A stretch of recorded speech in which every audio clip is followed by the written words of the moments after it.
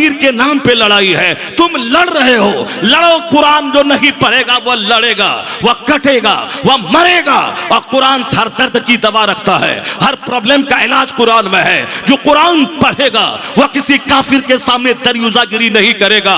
कुरान अल्लाह का कलाम, हर दर्द की दवा वहां है, हर प्रॉब्लम्स का हल वहां है, हर मसाइल का हल वहां है, हर समस्या का समाधान वहां है। कुरान ज्यादा जब तक मुसलमान पढ़ता था वह हावी था काफिरों पे, वह हावी था मुशरिकों पे, वह हावी था यहूदो नसारा पे।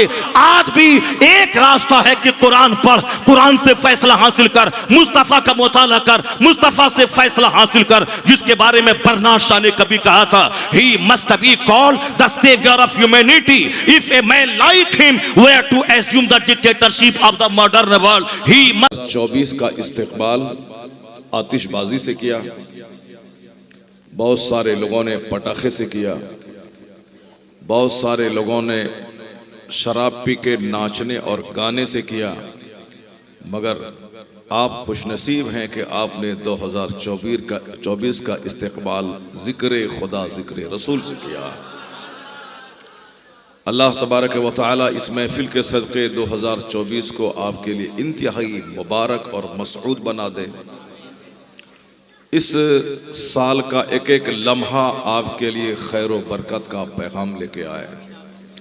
तो जिसने इतना बड़ा काम किया हो उसकी तारीफ तो होनी चाहिए। इसका सहरा जिसने हम और आपको खुराफात से बचा के एक जन्नती माहौल दिया है, तो इसका सहरा तेगिया नौजवान कमेटी के सर जाता है। इस कमेटी के सारे नौजवान, सारे मुंतज़मीन, सारे अरकान, सदर, सेक्रेटरी, सबों को मैं दिल की गहराई से दाद देता हूँ और उसके लिए दुआ करता हूँ कि अल्लाह ताला इन नौजवानों को मरते दम तक इसी तरह दीन का काम करते रहने की तौफीक अता फरमाए। अब जाहिर सी बात है, क्यों नहीं इतनी हाई थिंकिंग होगी जबकि बाजू में पूरे वेस्ट बंगाल का सबसे बड़े इदारे जामिया अब्दुल्ला इब्न मसूद की सरपरस्ती इनको हासिल है। सुभान अल्लाह। कोई बहुत बड़े नेता के पड़ोस में घर बनाता है तो उनका कैसा रहना तय है ये आपको सबको मालूम है। सफेद लिबास के बावजूद सर से लेके पांव तक झूठ में डूबा रहना, ये आजकल के अक्सर नेताओं की आदत बन गई है। तो जो उनके पड़ोस में रहता है उनको भी उनकी झूठ की हवा लग जाती है, और वह भी फोन से, किसी से फोन नहीं लगा है मगर फिर भी वो कहता है कि मैं डीएम से बात कर रहा हूँ, ताकि सामने वाले को पता चल जाए। कोई काम नहीं है फिर भी बोला मुझको कल पार्लियामेंट हाउस में काम है, वहाँ मीटिंग करनी है मुझको, जबकि कोई फोन नहीं लगा है। तो नेताओं के बाजू में रहें तो आदमी को झूठ का चस्का लगता है। खेल तमाशा करने वालों के पड़ोस में घर बनाएं तो लोगों को बैटिंग, बॉलिंग, हॉकी, फुटबॉल का चस्का लगता है, लेकिन जो दीनी इदारे के बाजू में रहें उसे भी दीन का काम करने का चस्का लग जाता है। सुभान अल्लाह, सुभान अल्लाह। ये तो जामिया अब्दुल्ला इब्न मसूद की ही बरकतें हैं कि आज 95 ग्राम, साइंस सिटी, गुलशन कॉलोनी, ये पूरे इलाके की एक मजहबी शनाख्त, भीड़ भाड़ वाली आबादी, गलियां तंग हैं, सड़कें तंग हैं, हर तरह की सहूलियात से ये इलाका थोड़ा सा महरूम है, लेकिन मजहबी तौर पर इतना मजबूत है कि पूरे बंगाल में जामिया अब्दुल्ला इब्न मसूद का कोई जवाब नहीं है। सुभान अल्लाह। पूरा हिंदुस्तान देखना चाहता है मुफ्ती रहमत अली साहब कौन है जिन्होंने फकीरी में इतना बड़ा काम किया कि बड़े बड़े अरबपति उनका हाथ चूम रहे हैं। सुभान अल्लाह। यहाँ बहुत बड़े बड़े मॉल वाले हैं, बहुत बड़े बड़े कम्प्लेक्स वाले हैं, एक एक आदमी के पास 50-50 बिल्डिंग मौजूद है कलकत्ता में, कोई किसी को नहीं जानता है। जो दीन का काम करता है अल्लाह ताला उसकी मोहब्बत लोगों के दिल में अता कर देता है। व इन तंसुरुल्लाह यंसुरकुम, कुरान शरीफ में आया कि if you will help the religion of Allah, Allah will help you. अगर तुम अल्लाह के दीन की मदद करोगे तो अल्लाह तुम्हारी मदद करेगा। कौन नहीं जानता कि हिंदुस्तान में न जाने आज 1000 साल में कितने कितने लोग आए, और कितने कितने लोगों ने क्या क्या काम किया। बाबर आए, हुमायूं आए, साहब इब्राहिम लोदी आए, शेरशाह सूरी आए, सारे लोग आए, लेकिन एक बंदा ये नहीं कहता कि मैं बाबर की कब्र पे फातिहा पढ़ने जा रहा हूं। एक बंदा ऐसा नहीं मिला जो दिल्ली जाए और मुझसे बोले कि मैं हुमायूं की कब्र पे फातिहा पढ़ने जा रहा हूं। एक भी बंदा ऐसा नहीं मिलता जो बोले कि मैं साहब इब्राहिम लोदी की कब्र है कहां, उसके नाम से सड़क तो है, चूंकि जो नई दिल्ली का एरिया है आप वहां से गुजरेंगे तो लोधी सड़क ये तो है, लेकिन उनकी कब्र कहां है ये न कोई तलाश करना चाहता है और न कोई वहां हाजिर होना चाहता है। लेकिन जो जी भर के खाया नहीं, जो जी भर के पहना नहीं, जो जी भर के शानदार घर बनाया नहीं, जिनके कपड़े में पैबंद लगे होते थे, जिनके सामने दस्तरखान पे सूखी रोटी और नमक से वो खाना खाते थे, जो हमेशा रात भर जाग कर नमाज पढ़ते थे, रात भर जागना इसलिए ताकि अल्लाह राजी रहे, और दिन भर तबलीग दीन करना ताकि कुफार और मुशरिकीन के सीनों से कुफ्र निकल के ईमान का नूर दाखिल हो जाए, जो दिन और रात एक मशीन की तरह काम करते थे। न खाने का ठिकाना है, न अच्छा कपड़ा है, न घर है, न जमीन की परवाह है, एक ही नशा है कैसे मुस्तफ़ा का दीन आम हो जाए, कैसे लोगों तक कलमा पहुंच जाए। उनकी मेहनतें रंग लाई। 90 लाख कुफारो मुशरिकीन ईमान से मुशर्रफ हुए। तो जिन्होंने इतना बड़ा काम किया, ना जी भर के खाया, ना जी भर के सोया, ना जी भर के अच्छा पहना, ना जमीन खरीदी, ना मकान बनाया, लेकिन दीन का काम ने आज उसे इतनी जिंदगी दे दी है कि आज सारा हिंदुस्तान ख्वाजा गरीब नवाज के मजार की जियारत करना चाहता है, उनकी कब्र को चूमना चाहता है। न बाबर, न अकबर, न लोधी, न हुमायूं, न शेरशाह, ये लोग बादशाह थे। ये लोग 50-50 साल तक हिंदुस्तान में शासन किया। 1-1 हजार फौज आगे, 1-1 हजार फौज पीछे, चांदी की कुर्सी पे बैठने वाले। आज कोई उनका नाम नहीं लेता। मैं ये बात इसलिए कह रहा हूं कि आज हमारा भी मकसद छोटा हो गया है। चाहे नमाज हो ना हो मगर बिल्डिंग चाहिए, चाहे हज करे ना करे अच्छा खाना कपड़ा चाहिए, चाहे जन्नत मिले ना मिले जहन्नम ही में सब दिन जले मगर दुनिया में छोटा सा घर चाहिए। यानी सिर्फ एक घर चाहिए, अच्छा खाना चाहिए, अच्छा कपड़ा चाहिए, अच्छी बिल्डिंग चाहिए, बाल बच्चों को चाहे जहन्नम की आग में ही जले मगर दुनिया में इंजीनियर बन जाए, डॉक्टर बन जाए, दारोगा बन जाए, प्रोफेसर बन जाए, चाहे मरने के बाद कब्र में 99 अजदहा सांप डसे मगर यहां बेटी की शादी में खूब पटाखाबाजी हो जाए, खूब 2-4 करोड़ रुपए पानी की तरह बह जाएं। यानी सिर्फ दुनिया हासिल करना मैं चाहता हूं। तुम्हारे पास क्या दुनिया रहेगी जो दुनिया उनके पास थी, 1-1 हजार नौकर गुलाम जिसके आगे पीछे थे। अगर तुम चाहे कलकत्ता के मालिक क्यों ना बन जाओ, जो मस्ती बादशाह ने हिंद ने कर चुका वो मस्ती नहीं कर पाओगे। जिनके पास 10-10 सोने चांदी की कुर्सियां होती थी, जिनके पास कई हजार नौकर गुलाम होते थे और जिनका पांव जमीन पे नहीं पड़ता था, या तो रेड कारपेट पे पड़ता था या फिर हसीनों जमील खूबसूरत औरतों के कंधे पे पड़ता था, ऐसे लोग आज कोई उनका नाम लेवा नहीं है। लेकिन आज दुनिया नाम लेती है गरीब नवाज की, दुनिया नाम ले रही है महबूब इलाही की, दुनिया नाम ले रही कुतुबुद्दीन बख्तियार काकी की, दुनिया नाम ले रही है सरकार गौसे आजम की। चाहे महीना कोई भी हो, गौसे आजम कॉन्फ्रेंस गौसे पाक के नाम से मुनक्किद हो रही है। पता चला कि दुनिया चांदी की कुर्सी पे बैठने वालों को याद नहीं करती, सिंहासन पर बैठकर सत्ता का मजा लेने वालों को दुनिया याद नहीं करती। जो जमीन पर बैठकर अपने खालिक के दीन की खिदमत करता है, अल्लाह उसके नाम को मिटने नहीं देता, जमीन से उठा के कयामत तक के लिए शोहरत के आसमान पर उसके नाम को पहुंचा देता है। A man who dedicates his life for the sake of Allah, जो आदमी अपना जीवन अल्लाह के लिए डेडिकेट कर देता है, जो अल्लाह के लिए अपना जीवन समर्पित कर देता है, अल्लाह उसे शोहरत भी देता है, इज्जत भी देता है, मकबूलियत भी देता है, राहत देता है, सुकून और चैन की जिंदगी देता है। मैंने ये बातें इसलिए कह दी ताकि 2024 का आगाज आप इस तरह से करें कि आपके की जिंदगी से झूठ कम हो जाए, आपकी जिंदगी से शराब खत्म हो जाए, आपकी जिंदगी से फजूल गोई फजूल बात खत्म हो जाए, आपकी जिंदगी से अननेसेसरी चीज खत्म हो जाए, गैर जरूरी चीजें आपसे दूर हो जाएं, आपके सरों के बाल किसी एक्टर की तरह ना लगे, आपका फटा हुआ पैंट किसी जोकर की तरह न लगे, आपके मुंह में 24 घंटे गुटखा किसी काफिर की पैरवी में न रहे, और कैंसर जैसी खतरनाक बीमारी को दावत न दे।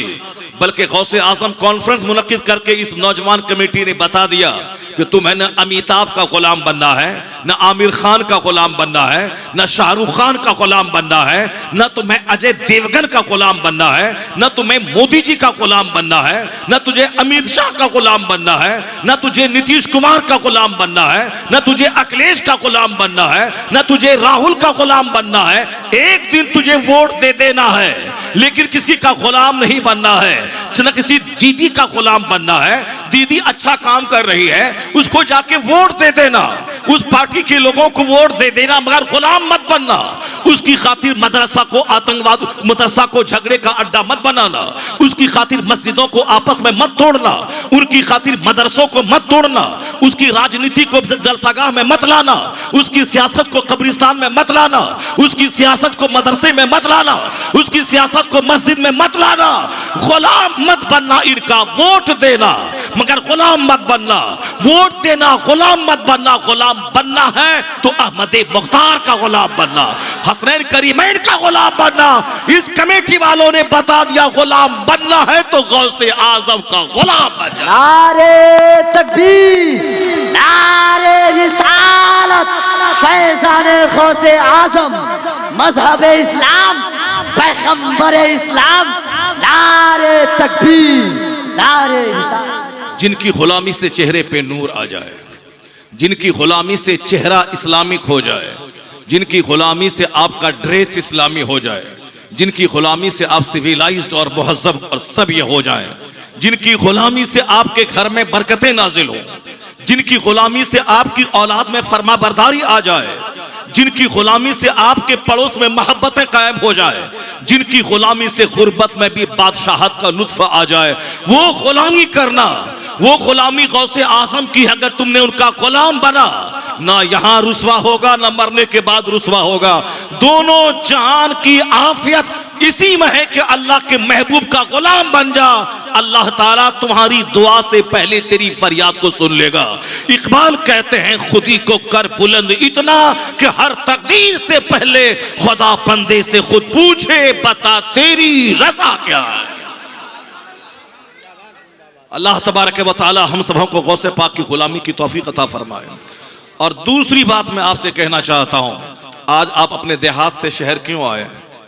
इसीलिए आए हैं ताकि जिंदगी में सुकून मिले, थोड़ी सी कमाई हो, बाल बच्चे आराम से रहें, किसी दूसरों के सामने हाथ नहीं फैलाएं, दर दर की ठोकर नहीं खाएं, आराम से गहरी नींद लें, आराम से जिंदगी में खाएं कमाएं, ताकि दूसरों की मदद भी करें और खुद जलील बन के नहीं रहें।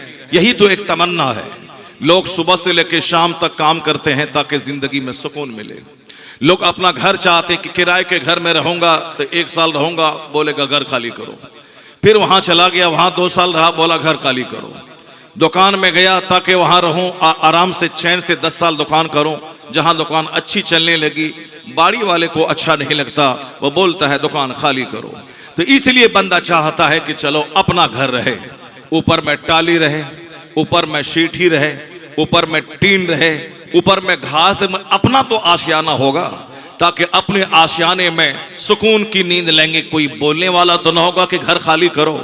तो सुकून की खातिर अपना घर चाहिए, सुकून की खातिर आदमी को अपनी गाड़ी चाहिए। भीड़ भाड़ का जमाना है, कार मिले तो वाह वाह, इनोवा मिल जाए तो क्या कहना, फॉर्चूनर मिल जाए तो और क्या कहना, अगर ऊडी कार हो जाए 80 लाख की तो फिर तो मजे ही मजे हैं।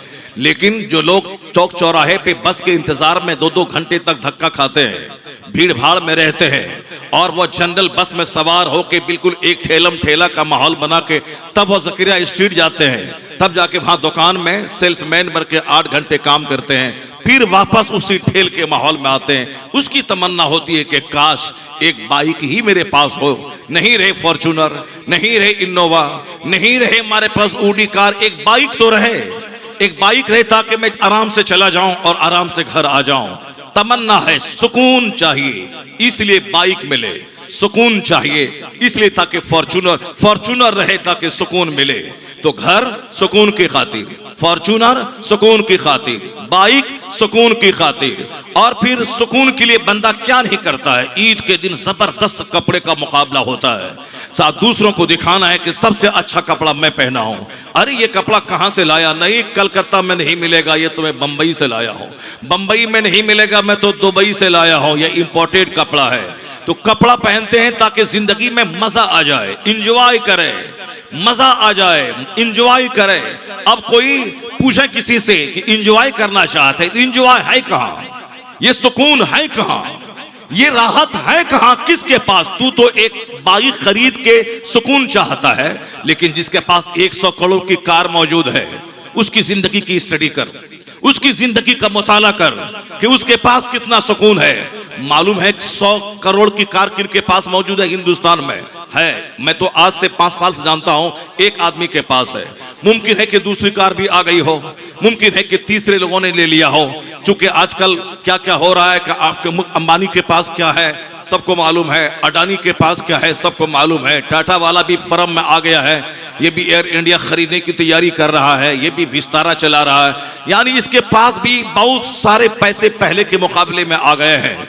अब ये टाटा है, ये बिरला है, ये जिंदल है, ये मित्तल है, ऐसा मुकेश अंबानी की कंपनी है, ये अडानी है, ये जियो है, ये रिलायंस है, इतने पैसे उनके पास मौजूद हैं कि 100 करोड़ की कार उनके पास है, 36 करोड़ का बंगला, 400 करोड़ का बंगला अपने दामाद अपनी बेटी को गिफ्ट किया है। हम तो चाहते हैं कि फूस का ही घर पंचनोग्राम में हमको मिल जाए, बाथरूम करने बाहर जाओ, चापाकल बाहर, नल का पानी लाके घर में और खाना बनाओ, मगर एक कम से कम घर तो रहे जो बेड लगे और जहां मैं सो आराम से, कोई भगाने वाला ना हो, ताकि जिंदगी में राहत मिल जाए। तो तुम छोटे से आशानी में राहत ढूंढता है, लेकिन जिसके पास 3600 करोड़ का बंगला है, 36 अरब रुपए का बंगला है, कभी तुमने उनकी जिंदगी का मुताला किया? अक्लमंद वो है जो दुनिया पे गौर व फिक्र करे, अक्लमंद वो है जो दूसरों की जिंदगी से सबक हासिल करे, अक्लमंद वो है जो दूसरों के जनाजे में अपना जनाजा ढूंढे, अक्लमंद वो है जो दूसरों की तीजा और 40वां में अपना तीजा और 40वां तलाश करे। मगर ये जब तक दिल जिंदा रहेगा तब, वरना पागलों की कमी नहीं है समाज में, एक ढूंढे लाख मिलेंगे हर गली में, अक्लमंद करोड़ों में कोई कोई मिलेगा। इसीलिए जन्नती कम मिलेंगे तो नमाजी कम है, शरीफ कम है, मुखलिस कम है, मुनाफिक ज्यादा है, अच्छे कम है, बुरे ज्यादा हैं, झूठे ज्यादा हैं, सच्चे कम है, जलसा जुलूस में आने वाले लोग कम हैं, नाच गाने की महफिल में जाने वाले लाखों लोग हैं, सिनेमा हॉल में 3 घंटे बैठकर आंखों को ज़िना की तस्वीर से सेकने वाले बहुत ज्यादा हैं, मस्जिदों में 1 घंटा बैठकर इमाम का खुतबा सुनने वाला कम मिलेगा। तो इसका मतलब है कि अच्छे लोग कम हैं, बुरे लोग ज्यादा हैं, अक्लमंद कम हैं, गधों की तादाद ज्यादा है, जो गधे शराब पिए, जो गधे पेशाब पिए। अब मालूम है हिंदुस्तान का सबसे बड़ा प्रधानमंत्री था एक, जो अपने ही पेशाब को पीता था ताकि सेहत मिल जाए। बहुत सारे लोग हैं जो गाय के पेशाब, सामने मूला के पेशाब गाय का पीते हैं ताकि हेल्थ मिल जाए। कोई पेशाब पीता है गाय का, कोई ऊंट का पेशाब पीता है, कोई साहब गोबर को पाक समझ के अपने घर में पाखाना लपेट करके बोलता मेरा घर पवित्र हो गया। लोगों की कमी नहीं है, जिसके पास अकल शऊर हो बहुत कम लोग हैं, वरना बेवकूफों को अल्लाह ने इतनी दौलतें दी हैं कि हर गली कुचे में जिसके पास बोलने का सलीका नहीं है उसके पास दौलतें महक रही हैं, उसके पास इतनी दौलतें हैं जिसको एक जुमला बोलने का अंदाज नहीं है। जरा दौलतें देखें, उसके पास खरबों की दौलत है। मैं एक मस्जिद में इमामत करता था, मेरी मस्जिद के सामने एक आदमी के पास इतनी दौलतें थी, इतने मार्केट में दुकानें उसकी थी कि साहब देख के दंग रह जाए, मगर जब उनसे बात करें लगे जैसे कोई शराब के नशे में बात कर रहा हो। जैसे एक शराबी का स्टेशन नहीं रहता, इस स्टेशन से शुरू हुआ और कोई स्टेशन नहीं है, वो कहां उसकी गाड़ी जाके रुकेगी। उसी तरह समाज में बहुत सारे लोग हैं जिनकी गुफ्तगू का कोई स्टेशन नहीं होता है, कहां से वो शुरू करेगा, कहां वो खत्म करेगा, बीच में कहां एक्सीडेंट करेगा, कहां किसको गाली देगा, कहां इसकी इज्जत को खराब करेगा, कोई मतलब नहीं है। जिसको बोलने का सलीका नहीं है, लगता है जैसे कोई शराबी बोल रहा हो। इतनी दौलतें हैं कि बड़े बड़े अक्लमंद दंग है। नहीं देखा आपने एक अक्लमंद पैदल चल रहा है, सवारी उसके पास नहीं है, मगर एक बेवकूफ है जो गधा पे गेहूं लाद के आ रहा है। अक्लमंद ने पूछा कि इस गधे की पीठ पर क्या है? बोला गेहूं। कहा गेहूं इस तरफ, गेहूं इस तरफ क्या है? कहा इस तरफ मिट्टी। कहा इस तरफ मिट्टी क्यों है? कहा गेहूं है 40 केजी और 40 केजी मैंने मिट्टी इधर डाल दिया है ताकि उसका बैलेंस बना रहे, वो गेहूं गिरे नहीं।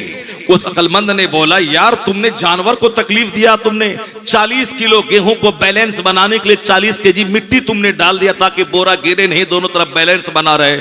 इसी 40 केजी गेहूं को तुमने 20-20 केजी कर देता, 20 केजी इधर और 20 केजी इधर, तो बैलेंस बन गया होता, तो तुम्हारे गधे को तकलीफ नहीं होती, बिला वजह की मुशक्कत नहीं उठानी पड़ती। वो बोला कि बात तो सही कर रहा है ये बंदा, ये बात बिल्कुल दिल में उतरने वाली बात है, मगर वो क्या बोला? तुम्हारी अक्ल तुझको मुबारक हो जो तुझको पैदल चला रही है, अब मेरी हिमाकत बेवकूफी मुझको मुबारक जो मुझे घोड़े और गधे पे चला रही है। इसी तरह के लोग समाज में मिलेंगे। बेवकूफों से कहें पढ़ो लिखो, का पढ़ लिखने के बाद क्या होगा? बगैर पढ़े हुए खरबों का घर है, अब पढ़ने वाले लोग किराए के घर में रहते हैं, पढ़ने से क्या होगा? लोग दौलतों की वजह से दूसरों को अक्लमंद समझते हैं, मकान की वजह से लोग अपना ईमान बेच डालते हैं, तो मकान की खातिर लोग अपना ईमान बेच डालते हैं, वक्ती लज्जतों की खातिर कयामत की जो दायमी राहत है उसको ठोकर मार देते हैं। दुनिया का 100 साल 1 मिनट है अल्लाह के नजदीक, मरने के बाद जो दुनिया है वहां का एक दिन 50,000 साल के बराबर है। हुजूर फरमाते हैं तुम में से कोई अपनी उंगली समंदर में डाल दे, फल यनजुर बिमा तरजा, फिर वो देखे कि उंगली कितना पांव के लिए कितना पानी लेके लौटी है। क्या मतलब? समंदर में उंगली डालूं तो 4 कतरे पानी रहेंगे। तुम्हारे पैगंबर जिसका तुम कलमा पढ़ता है, हम कलमा पढ़ते हैं, नबी है जो सबसे बड़े मुअल्लिम, सबसे बड़े अक्लमंद, जो सबसे बड़े रिफॉर्मर, जिनका कोई जवाब दुनिया में नहीं है, जिसका कोई जवाब न था न है न कयामत तक मिलेगा।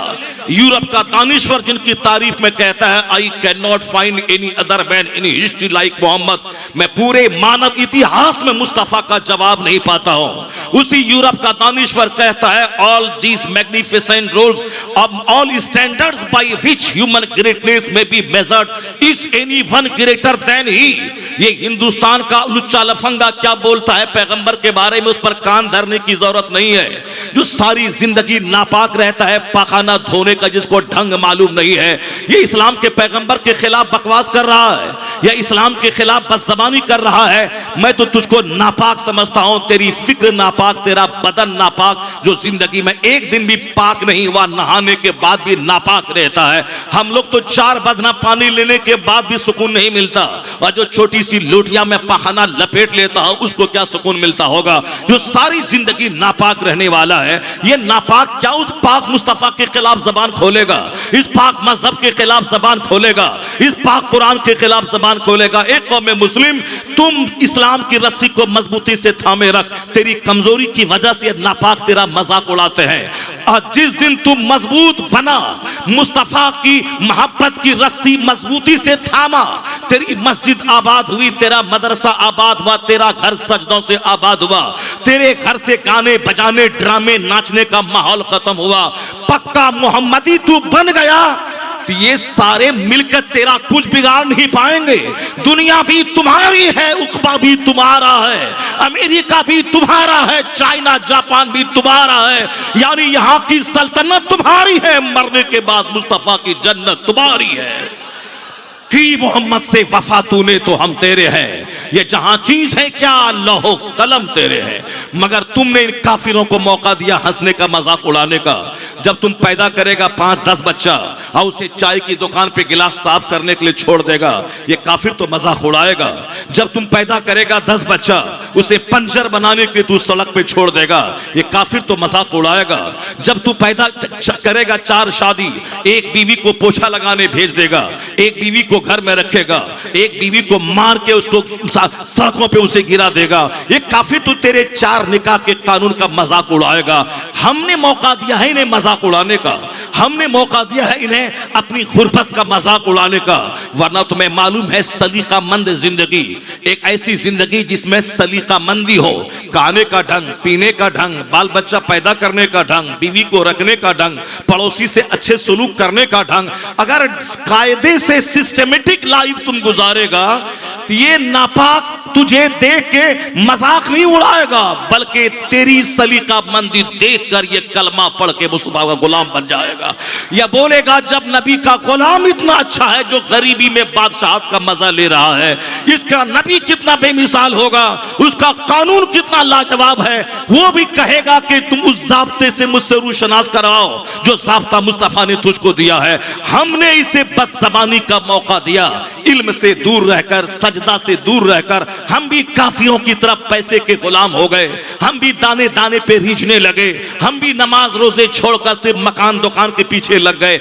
इसीलिए काफिरों ने मेरा मजाक उड़ाना शुरू किया। अल्लाह ने मेरी इज्जत खत्म कर दी कि तू भी वही सोचता है जो काफिर सोचता है, तू भी वही खाता है जो काफिर खाता है, तू भी वही पीता है जो काफिर पीता है, तू भी शराब पीता है, काफिर भी शराब पीता है, तू भी झूठ बोलता है, काफिर भी झूठ बोलता है, तू भी ज़िना करता है, काफिर भी ज़िना करता है, तू भी सूद खाता है, काफिर भी सूद खाता है, तू भी ताड़ी पीता है, काफिर भी ताड़ी पीता है, तू भी चड्डी पहन के बच्चों को स्कूल छोड़ने जाता है जबकि ये घुटना खोलना हराम था, मगर तू ऐसे रहता है जैसे काफिर रहता है। तो तेरा कपड़ा काफिरों जैसा, तेरे सर का बाल काफिरों जैसा, तेरे घर का माहौल काफिरों जैसा, तू भी रात भर सिनेमा देख के रात के 3 बजे सोता है और दिन के 10 बजे उठता है, काफिर भी वैसा करता है।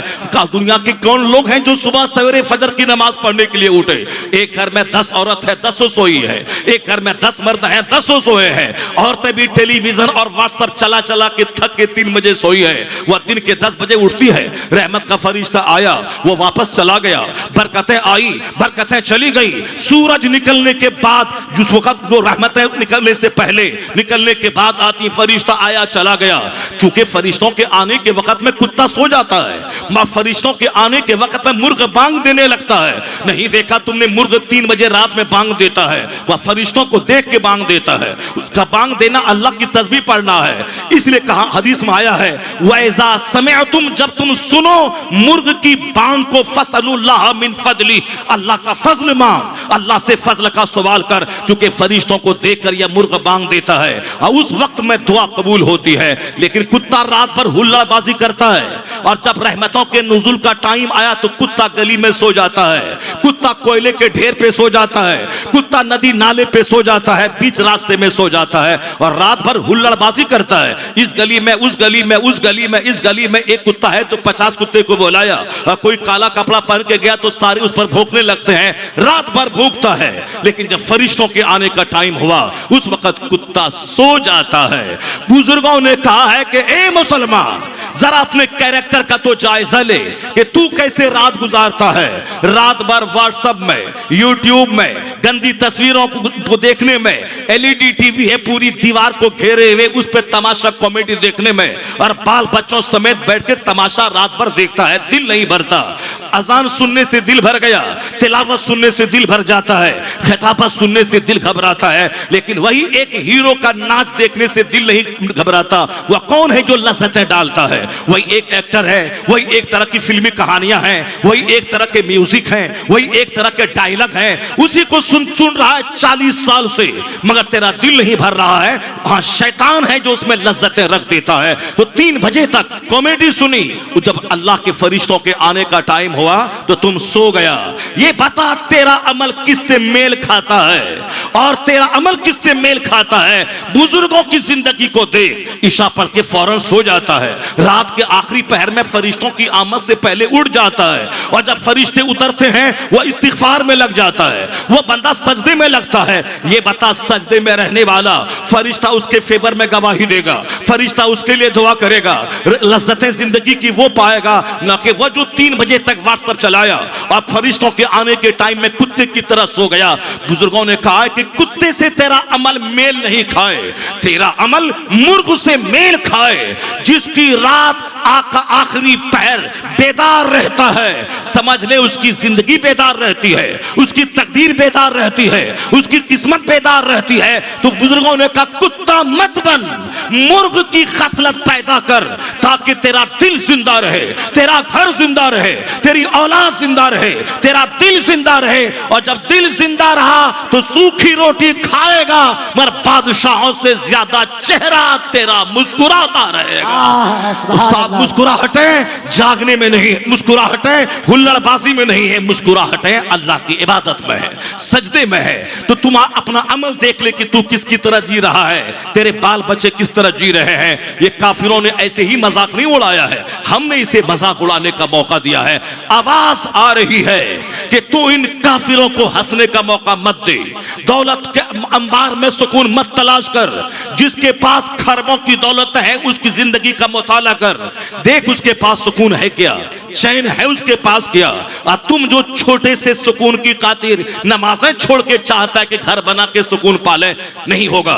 नमाज छोड़ के फैक्ट्री में मर जाओ 16 घंटे काम करते करते, नहीं मिलेगा सुकून। चाहे चप्पल बनाते बनाते, कपड़ा सीते सीते, दुकान जाते जाते, सामान लाते उसको बना के सामान पहुंचाते पहुंचाते मर जाओ, मगर सुकून नहीं मिलेगा।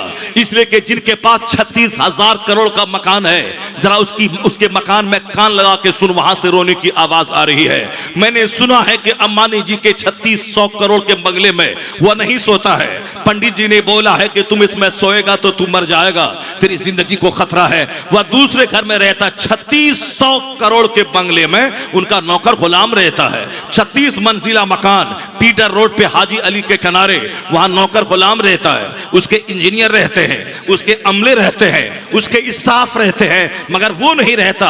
आजकल क्या हाल है ये मुझको मालूम नहीं, मगर मैंने सुना है पंडित जी ने बोला है कैसा करेगा। ये बताएं कि 3600 करोड़ का बंगला है, मगर वह चैन से उसमें सो नहीं सकता, तो तेरे 36 लाख की झोपड़ी में क्या चैन मिलेगा जब वहां 3600 करोड़ के बंगले में सुकून नहीं है।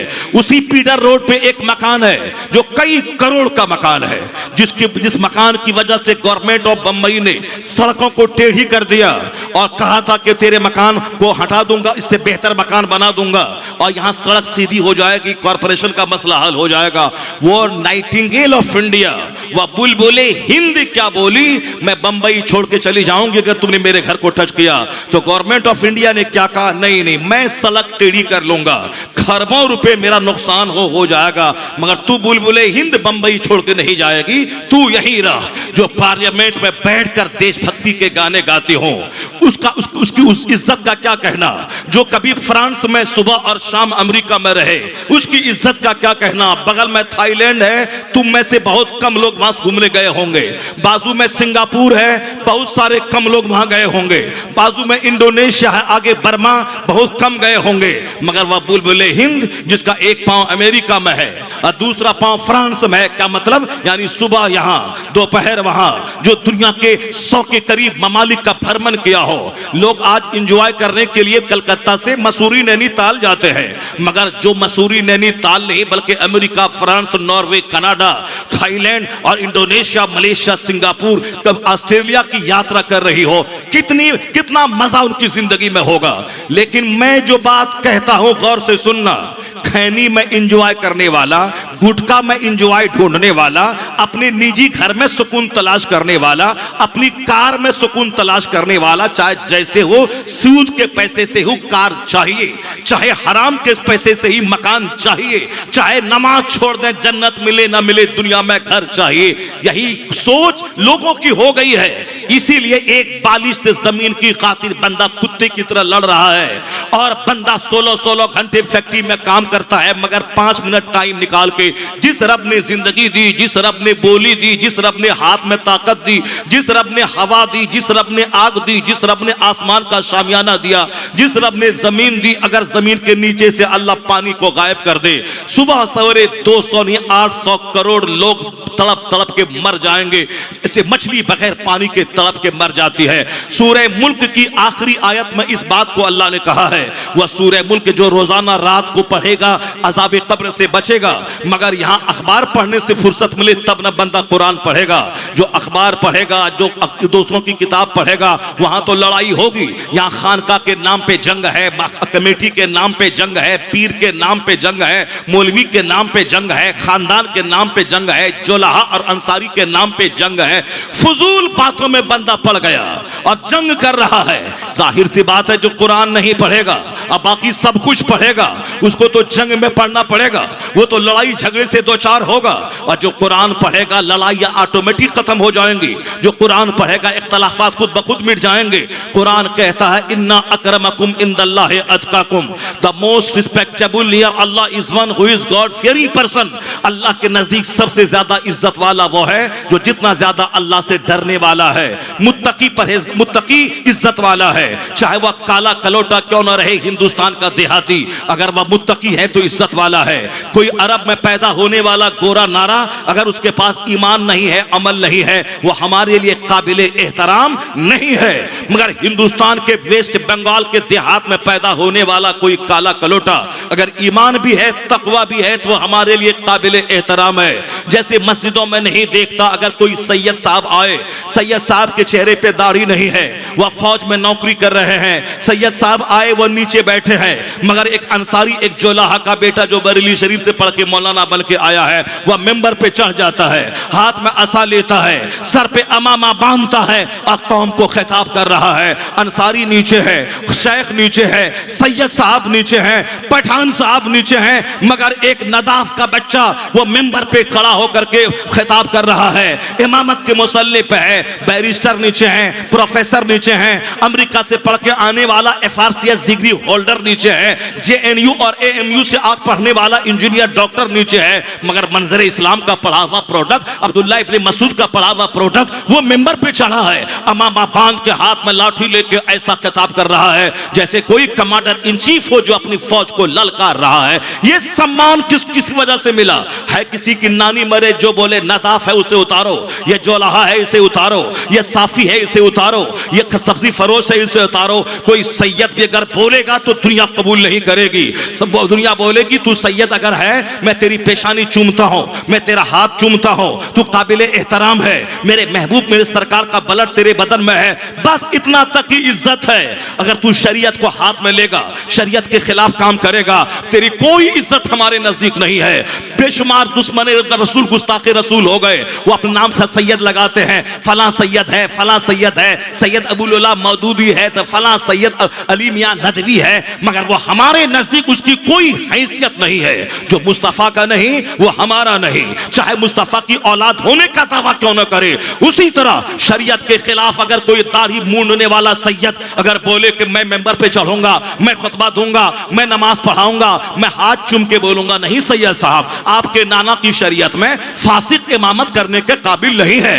आपका हाथ चूमूंगा, आप पीछे रहेंगे, मगर एक अंसारी का बेटा मेंबर पे चढ़ेगा जो मुत्तकी है, आपके नाना की शरीयत के कानून पे अमल कर रहा है। ये कौन इस्लाम है जिसने एक साफी के बेटे को मेंबर पे चढ़ा दिया और तुम मस्जिद से बाहर निकलने के बाद बोलता है ये अंसारी है उसको वोट नहीं दूंगा, ये नदाफ है उसको वोट नहीं दूंगा, ये साफी है उसको वोट नहीं दूंगा, ये पठान है उसको वोट नहीं दूंगा। जब जब मस्जिद में सब एक हो गए तो मस्जिद से बाहर क्यों ये गलीज राजनीति कर रहा है? और मस्जिद के अंदर एक सफ में खड़े हो गए महमूद और अयाज, न कोई बंदा रहा न कोई बंदा नवाज। तो मस्जिद से बाहर होने के बाद फिर क्यों करने लगे ये फला है वो फला है, इसको मैं नहीं दूंगा। तो इस्लाम से हट कर अगर कोई सोचेगा तो बिरादरी में लड़ के मर जाएगा। इस्लाम से हट के फिक्र रखेगा तो फिर छोटी छोटी बात में लड़ के मर जाएगा। पीर के नाम पे लड़ाई है, तुम लड़ रहे हो, लड़ो। कुरान जो नहीं पढ़ेगा वह लड़ेगा, वह कटेगा, वह मरेगा।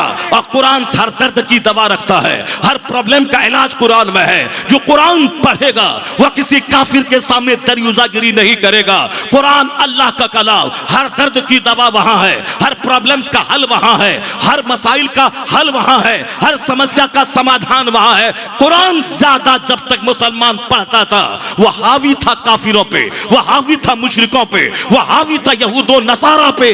आज भी एक रास्ता है कि कुरान पढ़, कुरान से फैसला हासिल कर, मुस्तफा का मुताला कर, मुस्तफा से फैसला हासिल कर, जिसके बारे में बर्नार्ड शॉ ने कभी कहा था, he must be called the savior of humanity. If a man like him were to assume the dictatorship of the modern world, he must